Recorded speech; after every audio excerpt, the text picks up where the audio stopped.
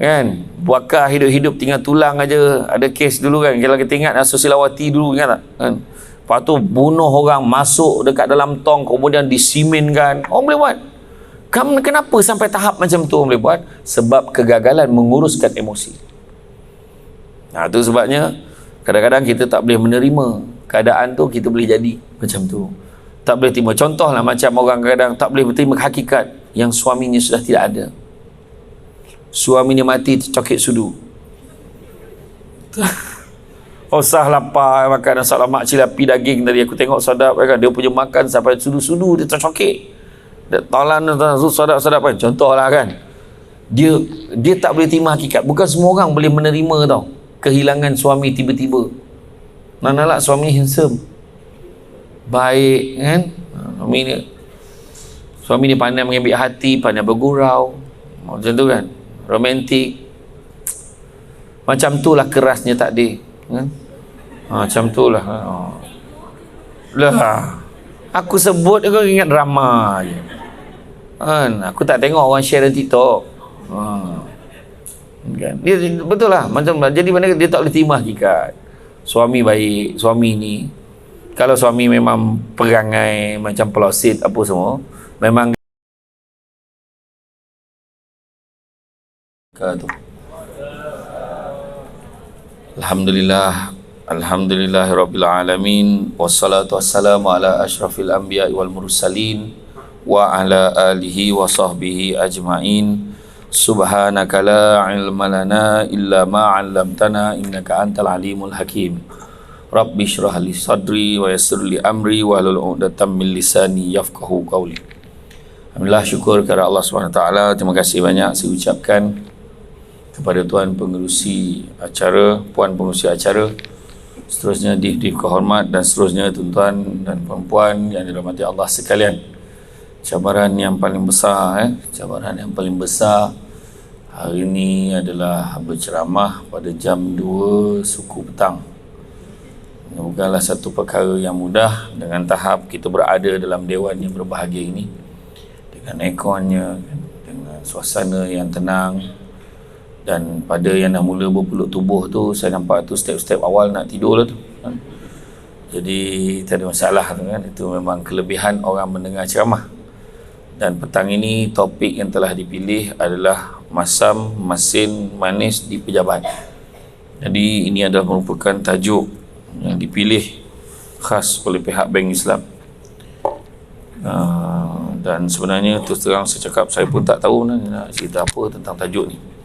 Tapi makna kita faham lah bila kata masam masin manis di pejabat ni, maknanya cabaran di pejabat lah.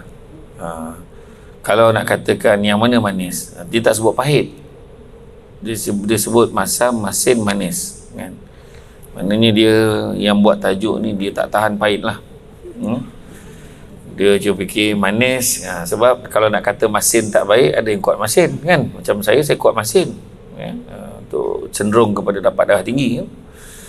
Ada orang dia suka kepada masam, dia kuat asam kan. Jadi macam mana nak cakap? Jadi mana kita anggap kan, maksudnya adalah merupakan cabaran dalam kita bekerja kan. Contohnya dalam banyak-banyak hari lah kan, banyak-banyak hari, tentulah hari Khamis ni menjadi pilihan kita. Kita seronok hari ni hari Khamis sebab petang ni ada ceramah kan. Bukan sebab ceramah tu, sebab maknanya tak payah kerja macam tu. Tak payah kerja, jadi itu yang menyeronokkan tu kan. Jadi tahu-tahu kan dah habis ceramah kan, lepas tu ada pula sesi dengan Bank Islam. You all kena tunggu tau, kena tunggu sebab Bank Islam punya slot ni menyeronokkan dan dia menyediakan hadiah yang pelbagai, termasuk tiket percutian ke infra. Jadi itu antara yang bagus Bank Islam ni. Dia banyak buat program kan, dari seluruh setakat ni banyak-banyak pejabat kerajaan yang saya pergi, dan mereka memberikan macam-macam kemudahan, termasuklah yang terbarunya, kalau kita pergi ke Mekah, kita buat kad Bank Islam tabung haji, kita boleh draw duit di Mekah tanpa sebarang charge. Tak ada charge, free of charge, tapi keluar duit kita je lah. Bagus Bank Islam ni, dia sentiasa alert, dan kad dia pun cantik-cantik. Orang kadang saja je buat kad hilang sebab nak kumpulkan kad bank tu. kat Bank Islam gambar rimau, gambar apa, macam-macam lah kan. Yang terbaru tu, dia macam kat Starbucks kan, macam tu lah. Dia macam tu kan, dia banyak. Jadi apa sahaja saiz satu jenis organisasi atau tempat kerja, salah satu cabaran besar adalah untuk mendapatkan kerjasama di antara pasukan, kan. Sebab dalam pejabat ni kita tak boleh kerja sendiri, kita perlu bekerja dengan orang lain. Tak ada orang yang boleh bekerja sendiri, dia perlukan orang lain, kan. Doktor gigi pun tak boleh cabut gigi sendiri. Pakar bedah pun macam mana hebat dia pun, dia kena orang lain bedah dia. Yang doktor gigi tu dia ada kes terpencil saja, macam Mr. Bean, dia lain, kan. Itu digambarkan saja, diolok-olokkan saja, kan. Jangankan hidup, mati pun kita tak mandi sendiri, kan? Kalau mati sendiri dengan orang gali kubur tu semua lagi lah, kan. Tapi sebenar-benarnya itulah kita ni hidup sebagai hidup bermasyarakat dalam organisasi, sebab organisasi perlu share maklumat yang sama, konsep, matlamat dan tujuan yang sama supaya mereka dapat mencapai matlamat yang nak disusun, kan. Sebagai contoh, kalau kita tengok dalam satu perkara, contoh katalah organisasi macam hari ni kan, ada satu organisasi yang saya pergi di Kuala Lumpur, dia setahun dia akan buat 4 kali sesi ceramah, setiap 3 bulan sekali dia akan buat sesi ceramah pagi sampai petang. Memang dia buat penerapan nilai-nilai murni. Kita nampak benda tu biasa, tetapi rupanya dengan penerapan dia bagi penekanan pada nilai-nilai murni tu, kesan daripada kerjasama dan juga tindak tanduk pekerja dapat dilihat kesan perubahannya setelah 2 tahun bila dia melaksanakan program seperti itu. Tu sebabnya kita nampak program ni macam biasanya. Sebab contoh, bila ada penceramah datang kat depan ni, dia cakap, ada di kalangan kita bila dengar satu perkara tu kena point tu kat kita, dia cakap, betul lah dia cakap, aku tak nak lah buat macam tu, kata kan. Jadi elok tau, dekat majlis ilmu dia jadi elok, dia keluar dia buat perangai balik macam tu. Jadi dia kena selalu, bila dia selalu, akhirnya dia akan meresap ke dalam minda kita. Kalau hari-hari orang cakap, kau cantik lah, kau ni cantik lah, kau cantik, mula kita tak percaya. Bila dah hari-hari orang cakap cantik, akhirnya dia percaya dia cantik. Itu sebab kita kena cakap benda yang positif selalu, benda yang positif, kan. Macam kita dah biasa makan benda masin, benda tu kita rasa sikit pun kita rasa tak masin, kita garam lagi sebab dia kuat masin. Macam tadi cerita, nak kaitkan balik dengan masam masin manis tadi. Manis tu kemudian. Jadi kalau dalam bekerja kita semua ada matlamat masing-masing, tapi matlamat yang paling baik adalah menjadikan kerja sebagai satu ibadah. Kepada yang bukan Islam, dia akan kerja dengan sebaik mungkin sebab dia yakin dengan fahaman dan agama anutan lain ni, dia faham bahawa buat baik akan dibalas dengan baik. So kita sebagai yang Islam, dia percaya kebaikan-kebaikan yang kita buat tak akan jadi sia-sia. Tentu ada ganjaran daripada Allah, dengan satu syarat, dalam hati ni kena datang satu perasaan ikhlas. Hidup ni dalam dunia ni 5 perkara je.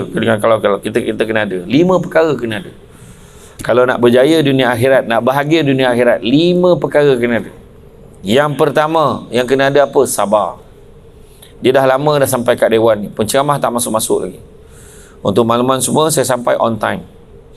Saya sampai tadi sebelum jam 2 saya dah sampai dekat parking tu, tapi lepas tu saya pergi ke surau.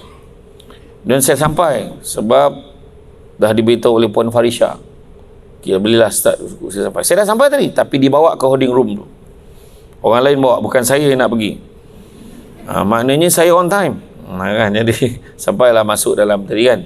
Jadi makna kata, kalau kita tengoklah dalam kita ni, kita sabar. Jangan nak benda ni, nampak ni, benda ni dia orang ni, kan. Macam senang pada saya pergi ceramah dekat masjid dekat Ijuk. Saya bila sampai, saya takkan terus masuk ke dalam masjid. Saya dah parking tu, saya parking biasa, saya tak parking kat parking penceramah. Masa tu naik Azia pula, parking, orang memang tak perasan lah saya. Saya lepak dulu, tunggu orang dah azan maghrib, orang dah qamat tu, baru saya masuk dalam. Sebab senang, saya nak sembahyang kat belakang, senang nak jamak dengan isyak sekali. Dah habis saya bagi salam, tiba-tiba yang sebelah tu pakcik tu tegur saya, penceramah belum sampai ni. Aku dah mula hura dah, aku salah masjid ke apa? Saya pun tanya siapa penceramah dia, kata penceramah dia Samsul Debat. Sudah, dia tak kenal aku. Saya baru nak cakap, saya lah Samsul Debat, baru nak cakap kan, dia cakap dulu, semenjak keluar TV ni lambat sampainya, kata.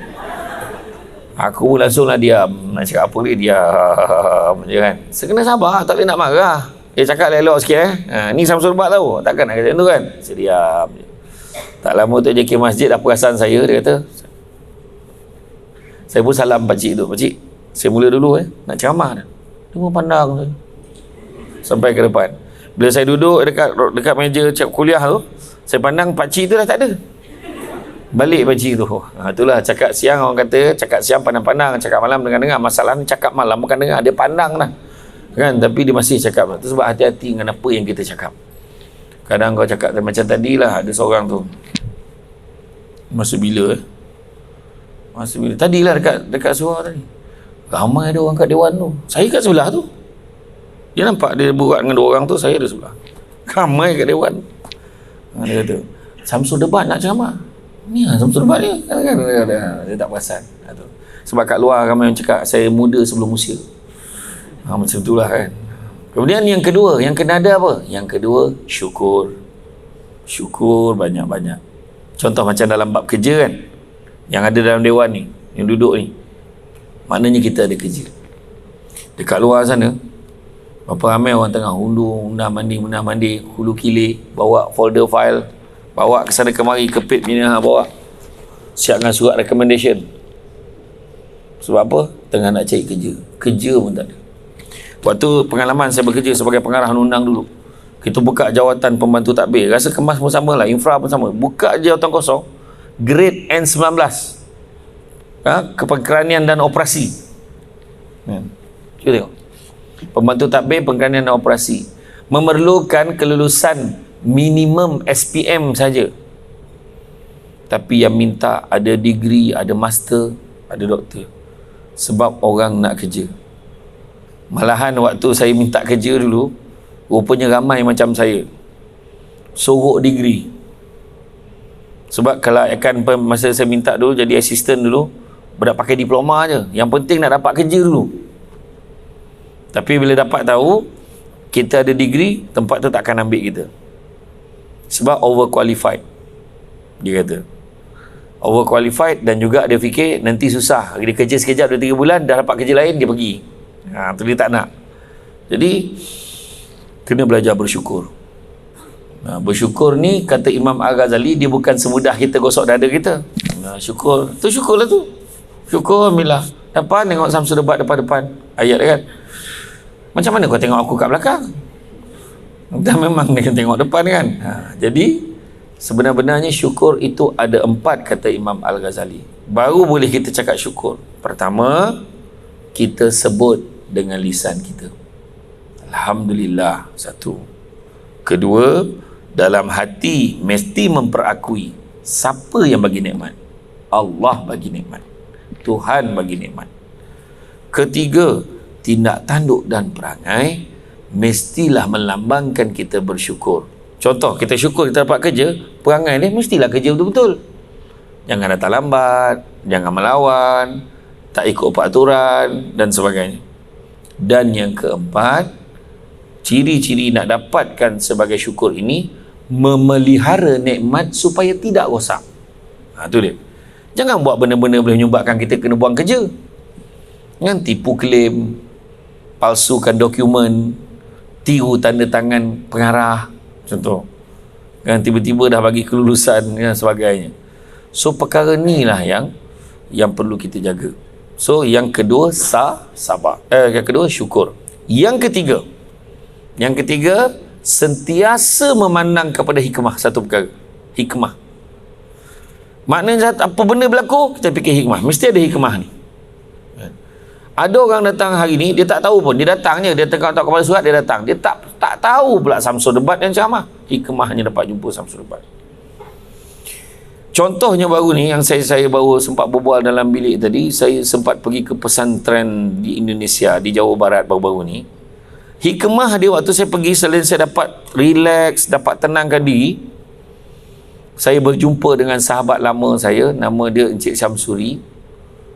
Ustaz Syamsuri ni dulu kali terakhir saya jumpa dia pada tahun 2000 tahun 2001. Waktu tu pidato kenegaraan peringkat kebangsaan.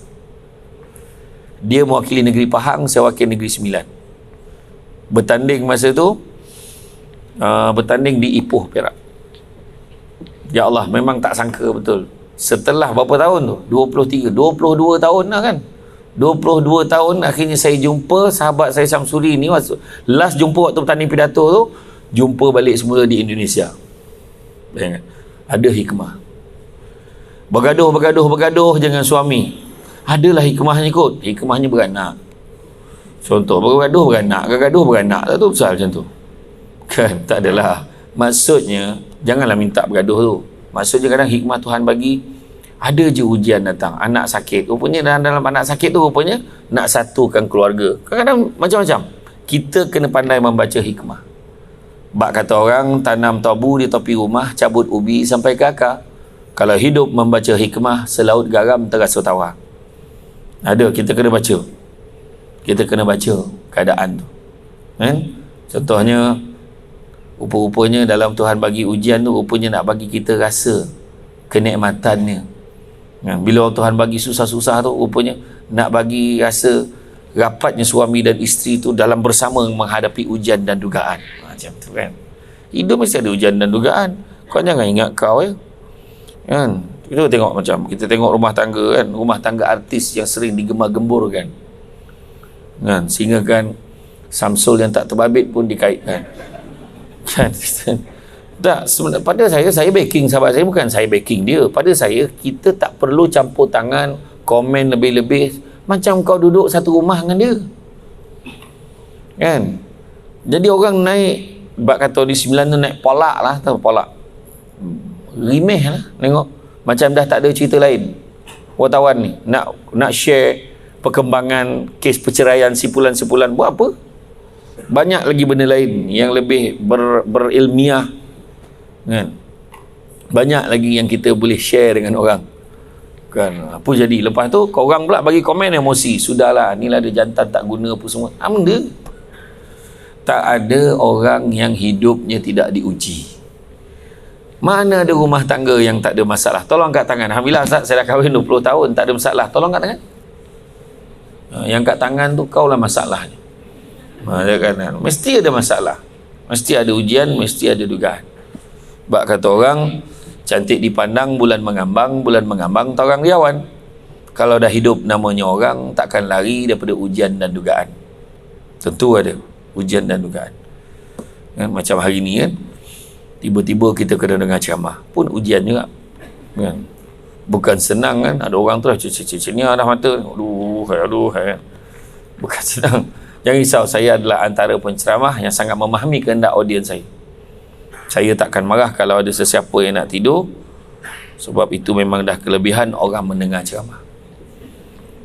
Cuma satu permintaan saya, minta tolong sangat jangan berdengkur, sebab takut ganggu orang sebelah kita. Sebab orang sebelah kita pun nak tidur juga, jadi tidurlah sama-sama. Macam tu. Masalahnya bila dah tidur kau tak tahu kau berdengkur ke tidak, masalahnya kan? Jadi percaya pada hikmah. Yang keempat, redha. Redha je. Hilang selipar, keluar masjid selipar hilang, dia punya mengamuk lah, macam hilang atau apa, harta pusaka hilang. Wah, selipar tu beli tak berapa ringgit pun, cuma dia marah dia pakai kaki ayam. Itu sebab sekarang ni, isu sekarang ni, ada orang relax je, alah hilang pula, apalah kaki ayam ni lah, nanti kampus singgah lah mana kedai beli. Ada orang macam tu. Siapa yang cuci sipar aku ni, kau ajar lah, biar kembung perut dia. Terus macam tu, marah, emosi, sebab ia terbabit dengan pengurusan emosi. Saya beberapa hari lepas di Pejabat Agama Islam daerah Tampin, saya bersama dengan Datuk Dr. Fadilah Kamsah, kami kupas tentang pengurusan emosi. Semalam pagi di UTHM, pengurusan emosi tak penat ke marah, tajuk dia. Jadi disebabkan pengurusan emosi lah, anak-anak OKU boleh didera. Kegagalan pengurusan emosi lah, semalam kita tengok dia boleh bakar teman wanitanya hidup-hidup macam tu, bakar, dah mati lah, dia dah bunuh dulu kemudian dia bakar berkali-kali, dia bakar 2 kali. Tu mungkin tertangkap, kalau tak tertangkap mungkin dia datang lagi, bakar lagi, agaknya macam tu lah. Kita pun heran tengok manusia boleh sampai ke tahap tu sebab emosi. Dia bermula dengan emosi yang tidak dikawal. Berapa ramai orang bila dah buat satu perkara, lepas tu dia menyesal. Saya nak bawa kisah bagaimana kisah Saidina Abu Bakar. Ada yang dah dengar, buat lah tak pernah dengar. Nabi datang menziarahi Saidina Abu Bakar. Masa mereka duduk berbual, Nabi berbual dengan Saidina Abu Bakar, berbual, datang seorang Arab Badui. Arab Badui ni tak apa dimarah dengan Saidina Abu Bakar, dimaki je. Tuntang dia bagi. Saidina Abu Bakar tengah berbual dengan Nabi ni. Kemudian Saidina Abu Bakar pusing, pandang dia, bangun pandang dia. Senyap Arab Badui. Bila senyap, dia duduk balik, dia sambung berbual dengan Nabi. Nabi senyum. Arab Badui tu masuk second round dia maki ni Saidina Abu Bakar. Ada benda dia tak puas hati apa, tak ada cakap, tutang. Sekali lagi Saidina Abu Bakar berhenti berbual dengan Nabi, dia bangun, dia pandang Arab Badui tu. Dia pandang Arab Badui tu, senyap Arab Badui tu. Dia duduk, dia sambung berbual dengan Nabi balik. Nabi senyum kali kedua. Tapi bila masuk kali ketiga, Arab Badui itu sambung makian dia kepada Saidina Abu Bakar. Saidina Abu Bakar bangun kali ni, dia pandang Arab Badui itu, dibalas balik apa yang dia maki itu. Segala binatang yang ada kat kebun itu, daripada unta sampai kambing, semua dia sebut. Maknanya dia sebut dengan kata-kata kesat lah, kata-kata yang menghina lah. Dia melawan balik, dia lawan balik makian Arab Badui itu tadi. Bila dia lawan balik, pada ketika itu Nabi bangun, Nabi berlalu, Nabi tinggalkan Saidina Abu Bakar tanpa memberi salam. Siapa yang faham tindakan Nabi bangun tanpa memberi salam? Nabi bangun tanpa bagi salam, Nabi pergi. Saya nak bagi tahu semua, jangan risau penceramah kalau dia tanya dia jawab balik semua. Korang buat lah macam nak jawab, buat macam nak jawab je, tak apa. Nabi kalau bangun tinggalkan tempat tu tanpa memberi salam, makna Nabi marah sangat tu. Faham? Macam itulah hebatnya akhlak Nabi. Kita kalau ada yang dalam ni, tiba-tiba seorang tu bangun tak bagi salam keluar, kita tahu dia sakit perut ataupun dia nak lari daripada program ni. Tapi kalau Nabi bangun, Nabi tak bagi salam, Nabi berlalu tanpa bagi salam, itu habis marah lah Nabi tu. Kita ni selagi tak sampai penampar kat muka, kita tak tahu dia marah. Jadi Saidina Abu Bakar terkejut. Saidina Abu Bakar pun berlarilah kejar Nabi. Bila dia kejar Nabi, ya Rasulullah, kau maklumkanlah kepada aku apakah yang salah, jangan kau biarkan aku terkeliru. Apa isu dia? Dia tanya dengan Nabi. Tahu Nabi sebut apa? Ketahuilah wahai saudaraku, wahai Abu Bakar, sewaktu dia menghina kamu, kamu bangun, kamu pandang, kamu tak balas apa-apa, tapi sebaliknya kamu bersabar dan kamu duduk terus berbual dengan aku senyum. Kenapa? Kerana aku melihat sebanyak-banyaknya malaikat mengelilingi kamu dan mendoakan kesejahteraan kamu. Kemudian bila kali kedua dia maki kamu lagi, kamu bangun, kamu pandang dia, kamu terus juga sabar berbual dengan aku tersenyum lagi kerana aku melihat bertambah-tambah lagi banyaknya malaikat datang, semuanya mendoakan kesejahteraan kamu. Tetapi apabila kamu bangun, kamu balas balik cacian dan makian kepada orang Arab Badui itu tadi, aku bangun kerana aku melihat malaikat tadi memarahi kamu dan tempat malaikat tadi digantikan dengan syaitan dan iblis yang menghasut kamu agar terus-terusan memaki hamun kepada si Arab Badui tadi. Itu sebab bila kita marah, kita perasan tak? Kalau kita marah, lepas tu bila malam tu kita fikir, kenapa aku marah macam tu sangat tadi? Perasan tak? Kita rasa macam kita tak sedar apa kita buat tadi. Kenapalah aku pukul anak aku macam tu? Lepas tu malam tu kita ambil minyak lah, balik dekat sorry lah Mama Rotan ni, Mama saja. Tak pandangan kampung, Mama nyampah aku. Sapu kan, dia sapu yang bengkak-bengkak yang dia rotan tadi kan, dia sapu. Dia rasa bersalah sebab ada masanya emosi ni, bila kita emosi maka ada makhluk yang lain yang akan menghasut kita. Kutuk lagi, buat lagi.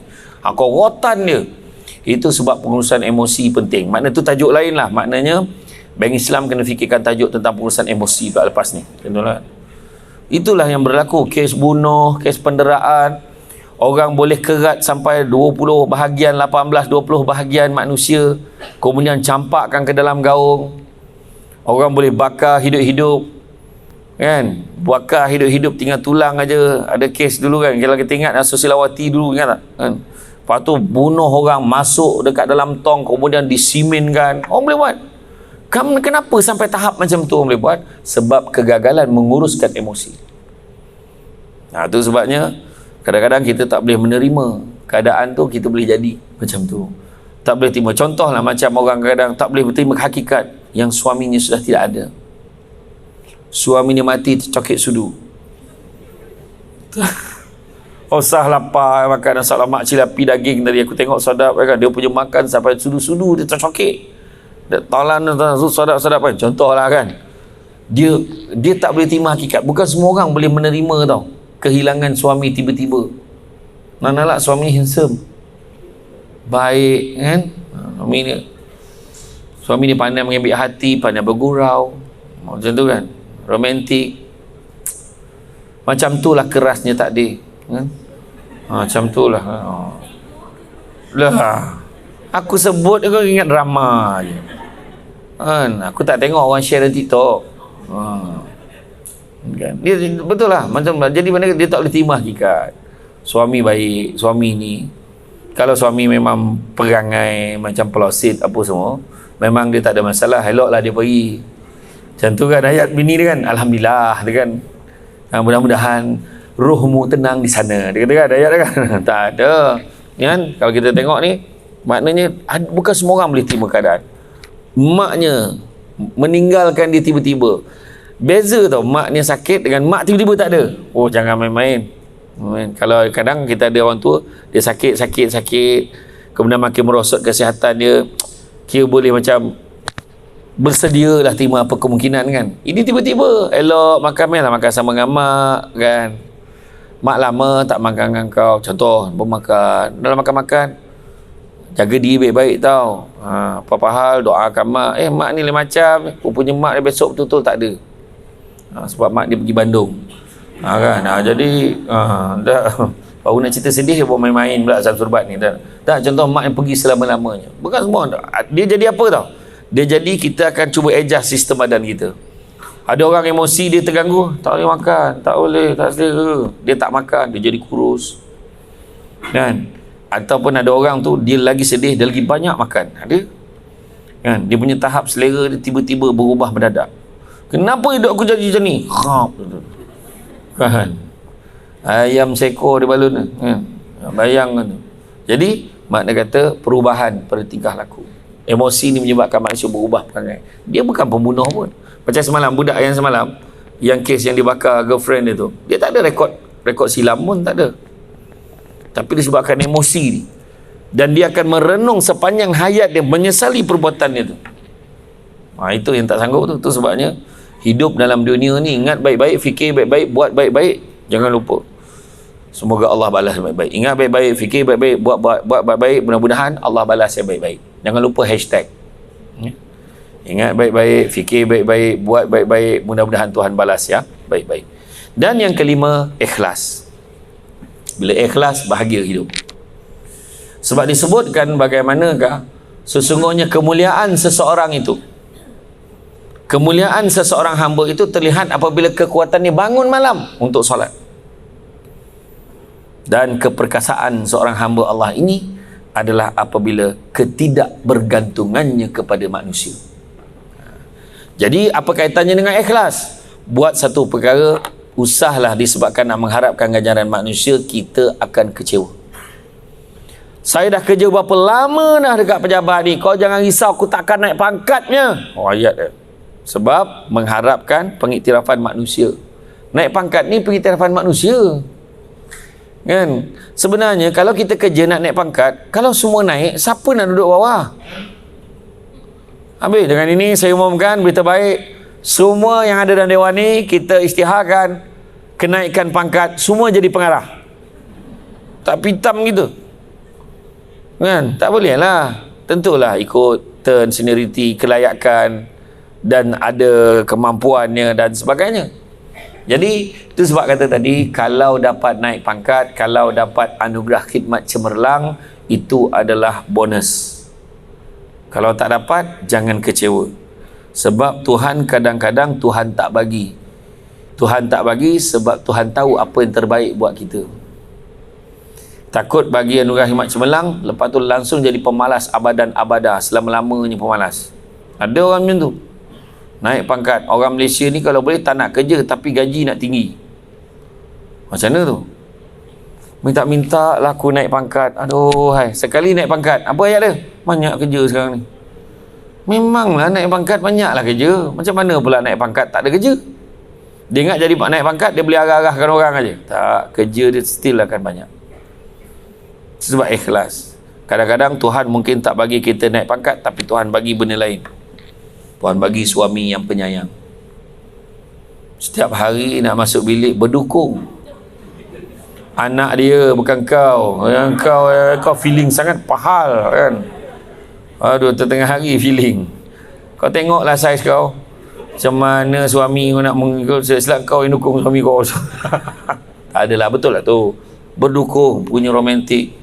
Siap pegang ni. Ya, jom kita tidur. Wah, nampak? Steady tak steady? Kan? Ataupun suami balik rumah, ya. Abang balik ni. Abang, masak lah. Kan tahu kan hidup abang macam mana kalau seharian abang tak nampak wajah isteri abang. Kau tak nak geli-geli sangat lah. Kau happy ke tak cakap? Tentulah happy. Masalahnya bila suami kau buat macam tu tiba-tiba, apa ya kau? Tengok, buat terbiat. Suami ni, dia bila dah tengok drama Melu untuk Firdaus tu, Melu untuk Firdaus 2 kan, dia romantik ala-ala cinta-cinta macam tu kan. Dia pun, siapa nama hero tu? Melu untuk Firdaus tu, siapa nama hero tu? Merkin. Oh cik, tengoklah kan. So jadi dia balik, dia bajet-bajet, abang rindu dengan Melu. Macam mana kan dia kata kan. Jadi bila dia try dialog tu, kau cakap buang terbiat. Sebenarnya bukan buang terbiat, cuba kita jadi positif. Kita sebut ini bukan buang terbiat, tapi nak buang tabiat lama, nak ganti dengan tabiat baru. Macam tu kan. Makan bersuap, suap sendiri, bersilang lah. Nampak tak? Nampak? Makan sama-sama kan? Dia bahagia rumah tangga ni, dia kena ada 4 sama-sama. Pertama, tidur sama-sama. Kadang ada orang dah mula berusia sikit, mula halau suami tidur luar. Dia seorang yang nak conquer katil. Dah lah tak ada toto, tidur pula atas lantai, selimut tak ada, tarikkan ihram mau balik umrah tu. Putih je, dah macam jenazah rupa suami tu kan. Tidur sama-sama. Ingat tidur sama-sama. Sebab kadang dia tidur ni bukan yang gitu-gitu tu yang mustahak. Ramai yang berfikir gitu-gitu tu apa? Dia yang kadang sentuhan tu, dia letak tu yang wow, dia punya tu, dia punya rasa aura tu kan. Ya, betul. Tidur sama-sama. Yang kedua, makan sama-sama. Betul. Tu sebabnya kalau kat pejabat pun kita makan sama-sama dengan staff tu, kita dapat rapatkan hubungan kita, kenal perangai. Sebab nak kenal member, time makan lah. Yang paling kau nak kenal member lepas makan. Kau tengok siapa bayar. Ada orang tu daripada mula maka sudah tak pernah bayar untuk orang. Dia je, terima kasih lah, terima kasih saya belanja, terima kasih belanja. Dia terima kasih je. Ada tak orang macam tu? Ada. Kita buat, kita tumpang lah, kita share kereta, dapat jimat minyak. Masalahnya dia tak pernah bayar duit minyak tu. Dia menumpang orang aja. Macam tu juga. Makan sama-sama dalam family pun macam tu. Dia akan akrabkan hubungan. Dan ramai tak tahu bila makan sama dalam family, kalau kita ambil lauk, letak dalam pinggan anak kita, anak minta, mak nak ikan tu sikit, kita cuba letak dalam pinggan anak kita, dapat pahala sedekah lagi besar daripada bagi makan anak orang lain. Ingat? Apatah lagi bagi makan anak mak mentua.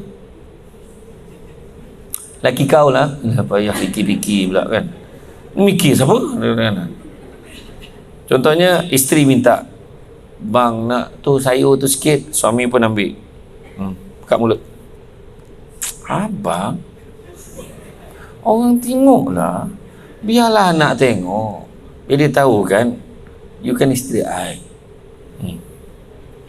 Yelah. Bila dia suap ya anak, yo, anak tak pernah tengok. Anak tak pernah tengok suasana tu sebab tak biasa. Makan sama-sama, solat sama-sama. Ni kadang orang perempuan kat rumah lepas nyawa dia je. Orang perempuan ni dia seorang nak masuk syurga nya. Dia bangun pagi, dia ambil wuduk, lepas tu dia buat solat.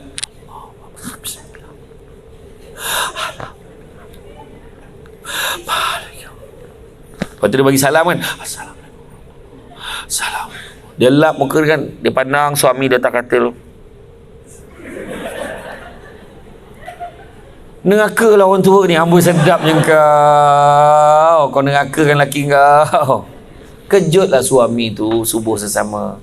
Abang, bangunlah subuh. Abang, kalau macam tu cara kau kejut, sudahnya dua-dua tak subuh. Kau mengejut, kau mengajak ni. Jadi kejut betul-betul. Dan yang keempat, jalan sama-sama. Itu rahsia dia sebenarnya, jalan sesama. Tahu? Kalau duduk kat Eri Bangi ni, malam anak dah tidur, kunci pintu, naik motor round taman. Naik motor. Dah, peluk sikit. Okey. Jika engkau minta intan permata, tak mungkin ku mampu. Isteri kat belakang, tapi sayangkan ku capai bintang dari langit untukmu. Sampai dekat simpang utama kat depan sana tu, bocor lah tayar motor tu kan. Mula dia bergaduh tu, kau ni berat sangat, abang mana, abang tak cek angin dulu ke? Turun lah. Tak adalah jauh sangat, dalam 30 km je tu kan. Yang bini ni ngikut di belakang motor tu, suami tolak tak nak pergi bengkel, tak boleh buka, dah malam, tengah malam. Dia ikut di belakang. Mula dari rumah dah buka pula helmet, pegang helmet sebelah tergantung macam nak, buka pula tudung dah sebelahnya, dah panas, dah kembang di rambut, jalan ikut suami dia, sengit jalan lah. Sampai dekat kawasan taman perumahan, dia jiran-jiran nampak semua tutup tingkap rapat, kelotak tutup semua. Besok orang tegur lelaki dia, Man, malam tadi kau yang tolak motor tu. Aku tayar bocor. Kenapa? Kau hati-hati, Man. Kenapa? Aku tengok ada lembaga ikut kau malam tadi dia. Tu bukan lembaga, bini aku dia tu. Itulah dia kan. Jadi ikhlas. Adalah benda yang kita boleh capai dengan keikhlasan kita. Dan kemudian dalam kita nak bekerja dekat pejabat kita, cabaran kita pertama, cabaran untuk bersikap amanah. Sebab ada je ujian, kita tengah susah, tiba-tiba ada peluang untuk tipu sana tipu sini. Hati-hati, jangan tipu klaim. Klaim tidak menambah pendapatan. Malahan kalau kita tipu klaim, kita dapat pendapatan tambahan yang kita tak buat pun. Dia akan efek kepada keberkatan rezeki. Ingat. Begitu juga jujur. Cabaran untuk jujur di pejabat. Jujur.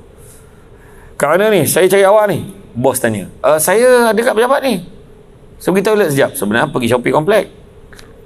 Okey, datang sekarang. Saya tengah tunggu. Saya kat pejabat ni. Kelang kabut. Masa tu setengah jam pun sampai. Kau buat apa? Buang air dia. Jangan tipu. Cakap je dengan jujur. Saya keluar sekejap tuan, saya cari barang. Jujur. Begitu juga jaga hubungan satu dengan yang lain. Dekat pejabat, jangan tamak. Jangan tamak. Kongsi tak apa. Faham orang perempuan? Kita jangan tamak, tapi kongsi tak apa. Faham ke tak faham? Tak, dia ada beza faham dengan setuju. Sebenarnya faham tak faham? Faham. Setuju tak? Tu yang susah tu. Tak, maksud dia tu kongsi ni adalah kongsi benda-benda baik. Contohnya berkongsi kebahagiaan. Contohnya berkongsi makanan, berkongsi rezeki, macam-macam. Ya? Yang kedua, kalau kita tengok dari segi tu, buang perasaan sombong. Bila dekat pejabat sombong ni susah. Sombong, dia rasa dia syok, dia rasa dia bagus. Kekayaan yang paling besar adalah akal. Kemiskinan yang paling besar adalah bodoh. Keburukan yang paling buruk adalah terpesona pada diri sendiri. Dan semula-mula perbuatan adalah akhlak yang baik. Saya ulang balik. Kekayaan yang paling besar adalah akal. Kemiskinan yang paling besar adalah bodoh.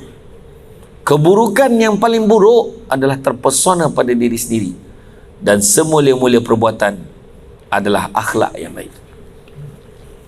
Ada akal, ilmu, cari, insya-Allah kita akan jadi manusia yang kaya dengan pengetahuan dan boleh bertahan dalam kehidupan ini. Sebab kata Sayyidina Ali, harta lagi banyak harta tu, lagi kita kena jaga dia. Tapi ilmu lagi banyak ilmu akan jaga kita. Harta makin kita belanjakan makin kehabisan, tapi ilmu makin kita belajar makin banyak benda yang kita tak tahu.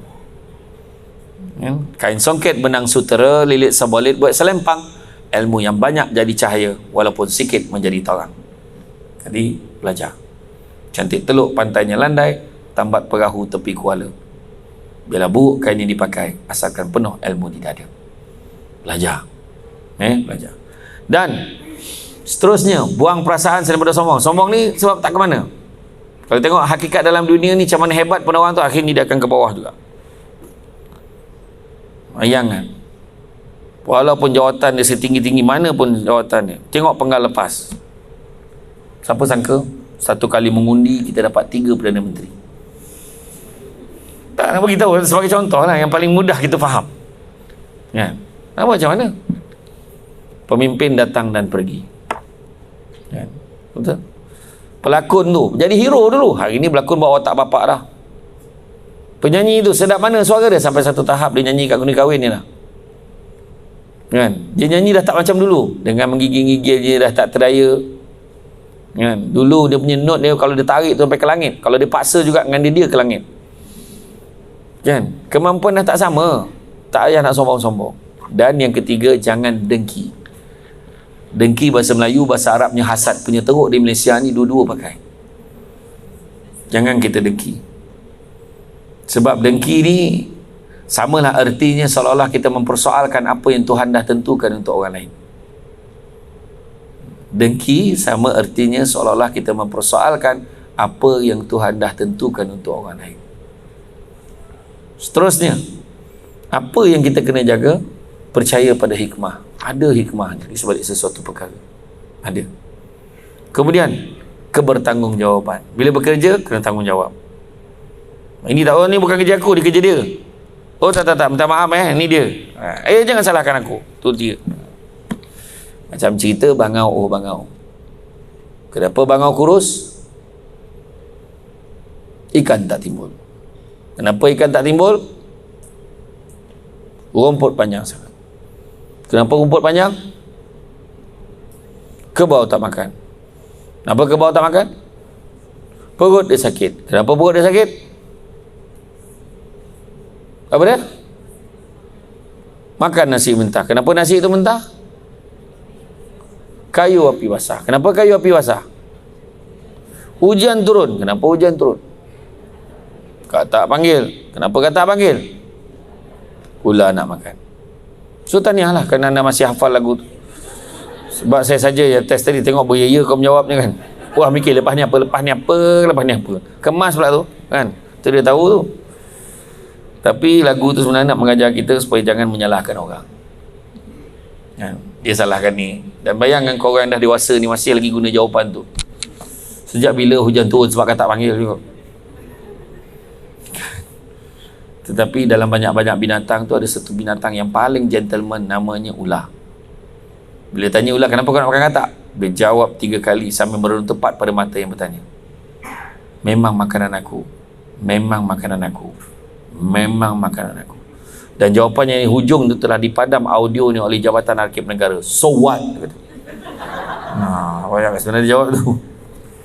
Tapi itulah, kita kena berhenti daripada menyalahkan orang, tapi kita mengakui. Bila bos tanya, kenapa tak siap ni? Apa pasal ni? Saya tak tahu, dia yang letak atas meja saya tak tahu, bukan salah saya. Tapi alangkah lebih baik, kenapa baru tak siap kerja? Oh, ni memang salah saya, minta maaf, saya terlupa. Okey, sekarang tuan nak saya buat apa? Simple. Kemudian respon yang positif. Respon mesti positif. Apa juga datang, okey, besok pada jam 2:30 petang kita ada program ceramah di Infra. Minta senarai nama yang dah tersenarai tu sila hadir. Alah, kecoh lah. Asyik kita tinggi jamat. Tak ada benda lain ke? Kau banyak kerja lah kat sini nak settle kan? Ada je benda. Kan bila ada surat ni macam tu lah, tapi mana yang nak pencen tu ayat lagi ben. Akak dah nak pencen, kau yang muda ni pergilah. Ada seorang tu pula macam tu je, ayat dia tak habis dulu kan. Sebenarnya tak ada. Kita pun baca balik kat surat tu, tak ada lah tulis pada dia nak bersara sila abaikan surat ni, tak ada pula. Kan? Positif. Ingat tak kisah 3 ekor katak jatuh dalam perigi? 3 ekor katak jatuh dalam perigi. Katak ni nak keluar daripada perigi tu. Katak yang pertama cuba lompat keluar. Dia cuba lompat, ada seekor katak kat atas. Katak kat atas tu, jangan, tinggi ni, mati kau nanti, jangan. Akhirnya katak yang pertama jatuh mati. Katak kedua pula cuba lompat. Dia kata, jangan, tinggi ni, mati kau nanti. Jatuh katak kedua pun mati. Sampai katak yang ketiga. Dia kata, jangan, ya Allah. Islam katak ni. Tinggi, jangan, jatuh kau nanti, jangan. Tapi katak ketiga berjaya keluar daripada perigi tu. Apa beza katak ketiga dengan katak-katak yang lain? Bezanya katak yang ketiga itu pekak. Katak ketiga tu pekak. Dia tak dengar pun apa yang katak kat atas tu cakap. Dia nampak je macam ni. Dia ingat apa? Tinggi lagi. Dia ingat macam tu. Sebenarnya gunakan ayat yang positif.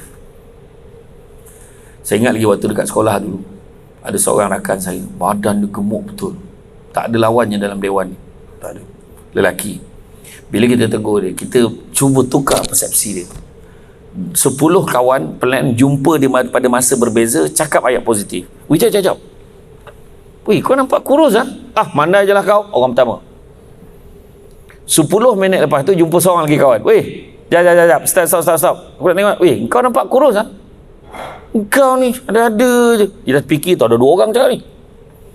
Lepas tu jumpa orang yang ketiga, keempat kan. Weh, kau nampak kurus ha? Adalah sikit. Dia dah mula percaya. Sampaikan saya orang yang terakhir masa tu nak buat conclusion pada apa? Kejap. Stop. Jap, aku kata dia lain dengan kau ni. Aku rasa kau kurus ni. Macam ni lah, nanti aku ajar kau cara dia. Siap nak ajar cara dia, nampak tak? Maknanya, kita kena sentiasa cakap ayat-ayat positif. Kalau kita cakap kawan yang saya kata tadi kan, cantik, orang ni cantik lah, dia akan percaya dia cantik.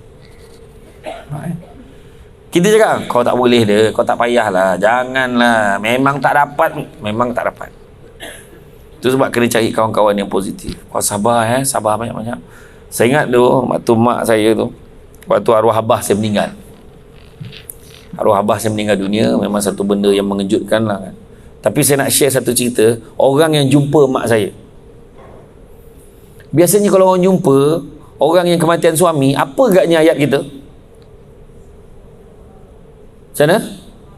Sabarlah, mudah-mudahan Allah sayangkan dia, macam tu kan. Allah lebih sayangkan suami kamu, sabar Tapi ada satu makcik ni, dia lain betul cakap dengan mak saya. Tahu ayat apa? Dia cakap tadi, engkau rasalah apa aku rasa dia tu. Aku kata lain macam, aku tu peranyat mandang tu. Ada seorang tu boleh cakap macam tu depan semua orang. Bayangkan tu, saya memang takkan lupa lah apa yang dia sebut tu. Kelakar betul. Ada orang macam tu. Kau rasalah pula, aku dah rasa, dia kata. Terlambat tak ada. Tu cakap tadi, kita kena datang jumpa orang ni positif. Macam contoh, orang tu dah lama sakit terlantar kan. Kita pergi, kawan sepejabat kita pergilah ziarah. Kan biasa macam tu. Datang bawa makanan sikit kan. Kau dah berapa lama dah sakit ni? 2 minggu dah. Tak bangun. Tak apalah. Kau ikut je cakap doktor tu. Aku dulu pun macam tu juga. Tapi lepas masuk minggu ketiga nanti okey dah tu. Ya ke? Iya. Yang penting kau ikut je makan ubat doktor tu. Terima kasih tau. Macam tu semangat. Ini tanya, kau dah berapa lama dah ni? Dah 2 minggu dah. Kau standby je lah. Aku rasa tak, kawan aku dulu macam tu lah. Lepas 2 minggu, esok lusa tu padam dia. Nampak? Ayat pun tak membantu langsung. Kan? Nampak tak? Ayat yang positif kita kena cakap. Itu sebabnya bila kita kata tak, maka negatif tu dah sampai dulu. Contoh kita cakap, saya minta untuk program ceramah nanti jangan ada siapa pun lewat. Kau jangan risau, ada yang lewat. Jangan ada sesiapa pun lewat. Sebab kita gunakan konotasi perkataan negatif kita share pada orang. Saya pesan kat semua, minta tolong esok program ni minta semua tolong datang awal. Ada lain. Jangan datang lewat. Dengan tolong datang awal, gunakan perkataan tolong datang awal. Sebab bila tolong datang awal, kepala dia dah set. Nak datang awal tu macam mana maksud dia? Maknanya aku sembahyang dekat sana lah, supaya aku boleh sampai awal. Contoh. Tapi jangan datang lewat. Dia pun terfikir, kalau lewat kenapa? Apa jadi ya? Alah, tak ada apa pun. Dia terfikir lah tu. Tu pandailah kita jawab macam ni. Dia dah ada jawapan. Itu sebab beza. Dengan anak-anak pun pastikan kurangkan guna perkataan yang berunsurkan negatif sifat dia kepada anak-anak kita. Kau jangan jadi macam mak kau. Tengok. Kan negatif. Kesian kat mak tau. Mak tu penat tu. Balik kerja masak lagi. Jangan bising-bising Sebab kalau kau bising, kalau kau buat mak bising, nanti mak kau bising, abah-abah kau pun kena. Faham? Macam tu ayat dia kan. Jadi mana kata macam tu lah. Jadi mana kata dalam pejabat ni, dalam pejabat yang saya kata tadi, yang paling penting sekali kita ikhlas. Ikhlas dalam bekerja. Bekerjanya lillahi ta'ala. Sebab Nabi Muhammad ada sebut dalam satu hadis, dia kata tidak ada dia sebut apa? Sesungguhnya Allah sangat suka hamba-Nya kalau melakukan satu amal pekerjaan dilakukan dengan baik, teliti dan sempurna. Mana tak ada cincai-cincai tau. Hadis Nabi itu sebut Allah sangat suka hamba-Nya kalau melakukan satu amal pekerjaan dilakukan dengan baik, teliti dan sempurna. Mana tak ada istilah main-main dalam Islam sepatutnya. Tak ada istilah janji siap. Tak ada istilah asbol. Tahu asbol? Asal boleh. Janji ada. Okey lah tu. Itu kebiasaan kita. Kita biasa dengar kalau siapa buat rumah kontraktor Melayu, biasalah macam tu ayat dia. Sedangkan mungkin Melayu macam tu, tapi bila Melayu ada added value dia Islam, patutnya jadi lagi baik. Itu sebab Bank Islam tu dia beria buat kerangka-kerangka jelajah satu Malaysia ni, dia explain tentang produk perbankan Islam. Jangan tak tahu dalam produk perbankan Islam ni mendapat sambutan yang sangat baik daripada sahabat-sahabat kita yang bukan beragam Islam. Sebab mereka lebih percaya sistem itu lebih daripada sistem riba. Dia kata kenapa dia tak pakai bank lain? Nanti Tuhan Allah marah. Dia kata dia cakap. So kita pun kenalah buat macam tu. Kan? Lagi satu, bila diurus takbir mengikut sistem Islam, sudah tentu dah memberi kesan lebih baik. Jadi nak tahu apa lagi kelebihan-kelebihan bank Islam, maka pastikan anda semua tunggu, jangan ke mana-mana. Sebentar lagi akan ada penerangan daripada pegawai yang berkenaan tentang produk-produk perbankan bank Islam. Saya dah bertahun-tahun dah, dan alhamdulillah setakat ini saya belum lagi menang cabutan bertuah itu. Jadi sesamalah kita berdoa, baik yang pindahan gaji tu ke, baik yang cabutan yang sejuta tu belum lagi berlaku. Jadi saya masih lagi berharap. Mudah-mudahan Tuhan permudahkan urusan tu. Jadi saya ucapkan terima kasih sekali lagi kepada pihak Infra, begitu juga pihak Bank Islam yang sudi mengundang saya pada hari ini. Bak kata orang, sepandai-pandai tupai melompat akhirnya jatuh ke tanah jua. Walaupun perkongsian sudah tamat, mudah-mudahan meresap ke dalam jiwa. Cantik dipandang rumah penghulu, kayu terukir dari papan. Alang-alang menuntut ilmu, sebutir pasir kembang galah menjadi intan. Budak-budak membawa galah nak menjolok buah berangan.